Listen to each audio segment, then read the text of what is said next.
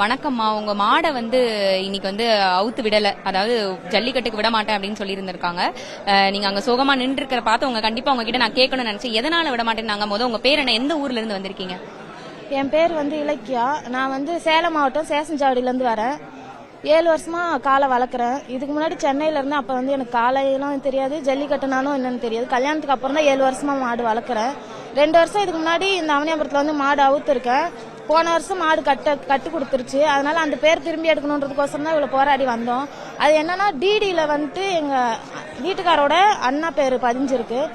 அந்த டிடியில அவங்களுக்கு உடம்பு இல்லைன்ட்டு வர முடியல. அந்த டிடியில இருக்கவங்க தான் வரணும் அப்படின்றதுக்கோசரம் ரிஜெக்ட் பண்ணிட்டாங்க. ஆள் நீங்க வேற ஆள் மாத்தி வந்திருக்கீங்க, டிடியில இருக்க போட்டோல இருக்கவங்க தான் வரணும் அப்படின்றதுனால ரிஜெக்ட் பண்ணிட்டாங்க. நாங்க நைட்டு சேலத்துல இருந்து வரோம். சேலத்துல நைட் 10 மணிக்கு கிளம்பணும். காலையில இங்க 3 மணிக்கு வந்தோம். கல்லட்டியாச்சு. இங்க ஒரு சிலர் பாப்பாங்க, பொண்ணு பொம்பளை பிள்ளை பரவாயில்ல, மித்த எல்லாருமே மாடு குத்துனா போட்டோம் அப்படின்னு தான் நினைச்சு தள்ளட்டில நின்னுதான் வந்தேன். போலீஸ்காரங்களும் ஒரு சிலர் சப்போர்ட் பண்ணாங்க, ஒரு சிலர் என்ன திட்டதான் செஞ்சாங்க.